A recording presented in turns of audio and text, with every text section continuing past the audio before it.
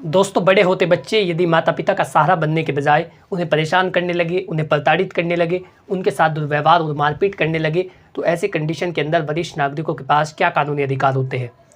ऐसे कौन से कानूनी अधिकार है? सन 2007 में जो अधिनियम वरिष्ठ नागरिकों की सुरक्षा के लिए बनाया गया, उसमें ऐसे कौन से प्रावधान किए गए हैं जो वरिष्ठ नागरिकों को ये अधिकार देते हैं जो बच्चों के द्वारा किए जाने वाले अत्याचार के खिलाफ लड़ सके? ऐसे वरिष्ठ नागरिकों के पास कौन से अधिकार होते हैं? और सभी वरिष्ठ नागरिकों से मेरा निवेदन है कि यदि वो चैनल पर पहली बार आए हैं तो आज ही मेरे यूट्यूब चैनल कानूनी बातें को सब्सक्राइब कर ले, ताकि किसी प्रकार की लीगल नॉलेज, कानूनी जानकारी, विधिक परामर्श और आपके अधिकार आप तक पहुंच सके। चलिए बिना किसी देरी के वीडियो शुरू करते हैं। नमस्कार दोस्तों, मैं स्मित कुमार आप सभी का हमारे यूट्यूब चैनल कानूनी बातें में स्वागत करता हूँ। हमारे चैनल के माध्यम से आपको विधिक परामर्श और लीगल एडवाइस दी जाती है। यदि आप किसी भी टॉपिक पर कोई कानूनी परामर्श लेना चाहते हैं तो स्क्रीन पर दिए गए मोबाइल नंबर पर कॉन्टैक्ट कर सकते हैं, जल्दी आपको उसका उत्तर दिया जाएगा। दोस्तों, मैं आपको बता दूं कि आपकी सुरक्षा के लिए सन 2007 में the maintenance and welfare of parents and senior citizen act बनाया गया, जिसे कहते हैं वरिष्ठ नागरिक अधिनियम। जो वरिष्ठ नागरिक अधिनियम है उसके तहत वरिष्ठ नागरिकों की भी रक्षा की जाती है और जो उनकी प्रॉपर्टी होती है उसकी भी रक्षा की जाती है। जो वरिष्ठ नागरिक होते हैं उनकी रक्षा इसलिए की जाती है कि बच्चे उनको परेशान ना करे, उनको प्रताड़ित ना कर सके, उनके साथ दुर्व्यवहार ना करे, उनकी बेसिक नीड्स को पूरा करे, वो सभी सुविधाएं उन्हें मुहैया कराए जिससे कि वो अपना एक आम जीवन जी सके। क्योंकि जो ज़रूरत की चीज़ें होती है जिनसे व्यक्ति अपना आम जीवन जी सकता है, ये बच्चों का कर्तव्य होता है कि वो उनका ख्याल रखें और वो सारी सुविधाएं उनको प्रोवाइड कराए। और आपकी संपत्ति की रक्षा इसलिए की जाती है कि बच्चे आपकी संपत्ति को हड़प ना ले, क्योंकि ज़्यादातर ऐसा देखा जाता है, आज का समय इतना ज़्यादा ख़राब है, जैसे ही माता पिता अपने बच्चों के नाम संपत्ति कर देते हैं तो उनके हाव भाव बदल जाते हैं, वो उनका ख्याल रखना बिल्कुल बंद कर देते हैं। तो यदि आपके साथ ऐसा कुछ होता है तो ऐसी कंडीशन के अंदर सन 2007 में जो maintenance and welfare of parents and senior citizen act बनाया गया, उसके तहत आपको अधिकार मिले हुए हैं, जिससे आप ऐसे बच्चे को या ऐसे उत्तराधिकारी को सबक सिखा सकते हैं जो कोई भी आपके साथ अत्याचार करता है। दोस्तों, इसके तहत आपका सबसे पहला अधिकार होता है बेदखल करने का अधिकार। आपके पास ये अधिकार होता है कि आप अपनी चल और अचल दोनों प्रकार की संपत्ति से ऐसे बच्चे को या ऐसे उत्तराधिकारी को जो आपके साथ मारपीट या दुर्व्यवहार करता है, आप उसे बेदखल कर सकते हैं। आप जिसे भी चाहे उसे संपत्ति से बेदखल कर सकते हैं। आपको उसका कारण बताना होता है कि आप इसे बेदखल करना क्यों चाहते हैं। यदि वो आपके साथ मारपीट करता है, आपके साथ दुर्व्यवहार करता है, आपको लगता है कि भविष्य में कोई कांड कर देगा जिससे पूरे परिवार बदनाम होगा, पूरे परिवार की बदनामी होगी, हमारे सम्मान को ठेस पहुंचेगी, तो यदि ऐसी कंडीशनें होती है तो ऐसी तमाम स्थितियों के अंदर आप अपने उस बच्चे को या अपने उस उत्तराधिकारी को संपत्ति से बेदखल कर सकते हैं। ये सबसे पहला आपके पास अधिकार होता है। यदि वो अपनी ज़्यादा टोन में रहता है, आपके साथ बदतमीजी करता है, आपके साथ दुर्व्यवहार करता है, तो आप उसे संपत्ति से बेदखल कर सकते हैं। किसी भी बच्चे को या उत्तराधिकारी को बेदखल करने के लिए आपको जिला अधिकारी महोदय के पास एक प्रार्थना पत्र देना होता है, जिसमें आप बताते हैं कि आप इसे बेदखल क्यों करना चाहते हैं और आप जिसे बेदखल करना चाहते हैं उसका नाम व पूरा पता लिखना होता है, और उसके साथ ही वो किस तरीके से आपके साथ व्यवहार करता है, किस तरीके से बुरा बर्ताव करता है, वो सारी बातें आपको उस एप्लीकेशन में लिखनी होती है। उसके बाद आपको जिला अधिकारी महोदय के पास डाक के माध्यम से या बाई हैंड वो एप्लीकेशन देनी होती है। उस प्रार्थना पत्र पर कार्रवाई की जाती है और इसके साथ ही आपको अपने लोकल एरिया न्यूज़पेपर में एक आर्टिकल देना होता है।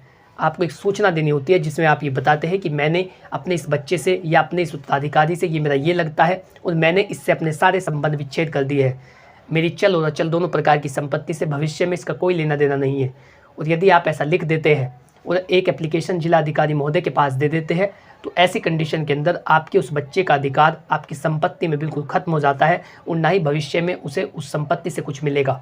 तो आपके पास बेदखल करने का अधिकार होता है। आप उसकी बुद्धि सेट कर सकते हैं यदि वो आपको किसी भी तरीके से परेशान करता है। दूसरा अधिकार आपके पास होता है मेंटेनेंस लेने का अधिकार। जो व्यक्ति बुजुर्ग हो गया है वो ना तो कोई शारीरिक श्रम कर सकता है और ना ही आर्थिक रूप से बच्चों की कोई मदद कर पाता है, क्योंकि जब व्यक्ति वृद्धावस्था में होता है तो उसका इतना सामर्थ्य नहीं होता कि वो कोई शारीरिक श्रम कर सके और आर्थिक रूप से बच्चों की कोई मदद कर सके। तो ऐसी कंडीशन के अंदर बच्चे ज़्यादातर ऐसा करते हैं कि अपने माता पिता की बेसिक नीड्स को पूरा नहीं करते। जो रहना, पीना, खाना, आवास की सुविधा, चिकित्सा सुविधा, दवाइयों का खर्चा, ये जो बेसिक नीड्स होती है, जो एक व्यक्ति के जीने के लिए सबसे ज़्यादा आम ज़रूरतें होती है, यदि वो उनका ख्याल नहीं रखते तो आप उनसे मेंटेनेंस क्लेम कर सकते हैं। ये आपका अधिकार होता है। सीनियर सिटीजन एक्ट इस बात का प्रावधान करता है कि यदि किसी भी वरिष्ठ नागरिक को उसके बच्चों के द्वारा मेंटेन नहीं किया जा रहा है तो वो उससे मेंटेनेंस ले सकते हैं। आपको मेंटेनेंस लेने के लिए सीनियर सिटीजन ट्रिब्यूनल में एप्लीकेशन देनी होती है। उसमें आपको सारी बातें लिखनी होती है कि ये कब से मुझे मेंटेन नहीं करता, किस कारण से मेंटेन नहीं करता, ये सारी बातें आपको उसमें लिखनी होती है और आपको बताना होता है कि इसकी सैलरी ये है, इसका व्यवसाय ये है और मुझे इतने रुपए का मेंटेनेंस इससे दिलाया जाए। और इसके लिए ऑनरेबल सुप्रीम कोर्ट ने एक लेटेस्ट जजमेंट दिया था जिसमें बताया गया था कि एक वरिष्ठ नागरिक को अधिकतम 10,000 रुपये का मेंटेनेंस उसके बच्चे या उसके उत्तराधिकारी से दिलाया जा सकता है। तो यदि आपका बेटा अच्छी नौकरी पर है, अच्छी पोस्ट पर है, उसका अच्छा व्यवसाय है, तो आपको 10,000 रुपये का मेंटेनेंस आपके बच्चे से दिलाया जा सकता है। तो यदि आप उससे मेंटेनेंस लेना चाहते हैं तो सीनियर सिटीजन ट्रिब्यूनल में आपको याचिका दायर करनी होती है गुजारा भत्ता लेने के लिए, और उस पर कानूनी कार्रवाई की जाती है। उसे कोर्ट में बुलाया जाता है, उससे पूछा जाता है कि वो आपको मेंटेन क्यों नहीं करता। ये सारी बातें जब गवाहियाँ पूरी हो जाती है उसके बाद सीनियर सिटीजन ट्रिब्यूनल अपना ऑर्डर देती है। जो उसके अधिकारी होते हैं वो उस बच्चे को आदेशित करते हैं कि वो आपको इतने रुपए का मेंटेनेंस इस तिथि को देगा। यदि वो ऐसा नहीं करता तो उसे जेल हो सकती है। 230 प्रावधान आपके लिए किया गया है उन्हें जेल करवाना, जो कोई भी आपके साथ आपको प्रताड़ित करता है या दुर्व्यवहार करता है या मारपीट करता है। तो यदि कोई भी ऐसी घटना को अंजाम देता है तो BNS भारतीय न्याय संहिता के तहत ऐसे व्यक्ति को दंडित कराया जा सकता है। किसी भी व्यक्ति के साथ मारपीट करना, दुर्व्यवहार करना, गाली गलौज करना, उसको धमकी देना, उसकी संपत्ति को हड़प लेना, ये सारे दंडनीय अपराध है। यदि आप इनके तहत FIR दर्ज कराते हैं, यदि आप इनके तहत प्रार्थना पत्र थाने पर देते हैं तो उन व्यक्ति के विरुद्ध कानूनी कार्रवाई की जाती है। ज़्यादातर सीनियर सिटीजन मेरे पास फ़ोन करते हैं, वो कहते हैं कि मैंने कई बार प्रार्थना पत्र दिया लेकिन कोई कार्रवाई नहीं हुई। तो ऐसे में आपको उच्च अधिकारियों के पास प्रार्थना पत्र देना होता है। आप SSP साहब के पास दीजिए, आप यदि थानाध्यक्ष आपकी बात नहीं सुनता तो वरिष्ठ पुलिस अधीक्षक के पास दीजिए, SP साहब के पास दीजिए। तो ये जो उच्च अधिकारी पुलिस के होते हैं इनको आप प्रार्थना पत्र दीजिए और डाक के माध्यम से इनके पास प्रार्थना पत्र को भेजिए। जो आप कानूनी कार्रवाई कराना चाहते हैं उसे स्पष्ट शब्दों में लिखिए, किस तरीके से आपके साथ दुर्व्यवहार किया जा रहा है। और आप चाहे तो CM पोर्टल पर भी इसकी शिकायत दर्ज करा सकते हैं। फिर ऐसे में जो अधिकारी होता है वो इस पर कानूनी कार्रवाई करने के लिए बाध्य होता है। उसे अपनी आख्या देनी पड़ती है कि उसने इस प्रार्थना पत्र पर क्या कानूनी कार्रवाई की है। तो यदि आप चाहते हैं उन बच्चों को सबक सिखाना, उन्हें जेल करवाना जो कोई भी आपको परेशान या प्रताड़ित करता है, तो ऐसे में आप बाय पोस्ट या CM पोर्टल पर शिकायत दर्ज करा सकते हैं, जिसमें आप ये लिख सकते हैं कि किस तरीके से वो आपको परेशान करता है, कब से परेशान करता है, कितनी तारीख को आपको परेशान किया। ये सारी बातें आपको उस प्रार्थना पत्र में लिख देनी होती है। और यदि वो सत्य पाई जाती है, जो आपने प्रार्थना पत्र दिया है, यदि उसमें सत्यता होती है तो ऐसे बच्चे को परेशान और दुर्व्यवहार करने के लिए दंडित किया जाता है और ऐसे में उसे जेल हो सकती है।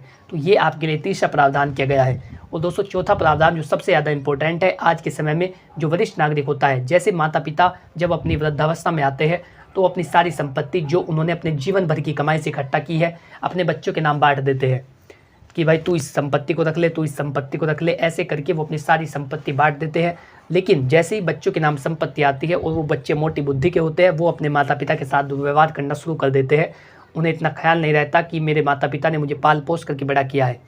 तो यदि बच्चे ऐसे हैं कि वो आपका ख्याल नहीं रख रहे हैं, आपकी बेसिक नीड्स को पूरा नहीं कर रहे हैं और आपने उन्हें संपत्ति दी और संपत्ति लेते समय जैसे उनके नाम संपत्ति आती है उसके बाद से ही आपका ख्याल रखना बंद कर देते हैं, तो ऐसी कंडीशन के अंदर आप उनसे संपत्ति वापस भी ले सकते हैं। आपको संपत्ति वापस लेने के लिए section 23 of senior citizen act, धारा याद रखिए, धारा 23 वरिष्ठ नागरिक अधिनियम की धारा 23 के तहत आपको प्रार्थना पत्र देना होता है सीनियर सिटीजन ट्रिब्यूनल में, जिसमें आप ये बताते हैं कि मैंने इतने दिनांक को अपने इस बेटे के नाम अपनी संपत्ति को ट्रांसफ़र किया था।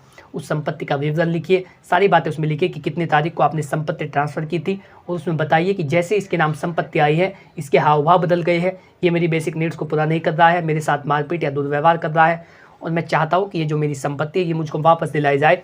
और सेक्शन 23 इस बात का प्रावधान करता है कि यदि किसी भी वरिष्ठ नागरिक ने अपनी संपत्ति को इस एवज में दिया है, इस उद्देश्य के साथ दिया है, ये सोच करके दिया है, ये सोच समझ कर दिया है कि ये मेरी संपत्ति को लेने के बाद मेरा ख्याल रखेगा, मेरी बेसिक नीड्स को पूरा करेगा, मेरी आम ज़रूरतों को पूरा करेगा, जो रहना पीना खाना आवास की सुविधा, चिकित्सा सुविधा, दवाइयों का खर्चा, इन सभी का ख्याल रखेगा, मुझको मेंटेन करके रखेगा, तो ये संपत्ति इसके पास रहेगी। यदि ये ऐसा नहीं करता तो मैं इससे संपत्ति वापस ले सकता हूँ। तो आपको धारा 23 का लाभ दिया जाता है और आप उससे संपत्ति वापस ले सकते हैं। तो ये 4 प्रावधान वरिष्ठ नागरिकों के लिए बहुत ही अहम भूमिका निभाते हैं यदि उनके बच्चों के द्वारा उनके साथ अत्याचार किया जा रहा है। आशा करता हूँ कि जानकारी आपको अच्छी लगी होगी। एक बार फिर से मेरा सभी सीनियर सिटीजन से निवेदन है कि यदि वो चैनल पर पहली बार आए हैं तो आज ही मेरे YouTube चैनल कानूनी बातें को सब्सक्राइब कर ले। इसके साथ ही यदि आपका कोई भी सवाल हो तो आप कमेंट बॉक्स में लिख करके पूछ सकते हैं, या आप अपने मामले पर यदि विधिक परामर्श लेना चाहते हैं तो स्क्रीन पर दिए गए मोबाइल नंबर पर कॉन्टैक्ट कर सकते हैं, जल्दी आपको उसका उत्तर दिया जाएगा। Thanks for watching this video. अपना कीमती समय देने के लिए धन्यवाद।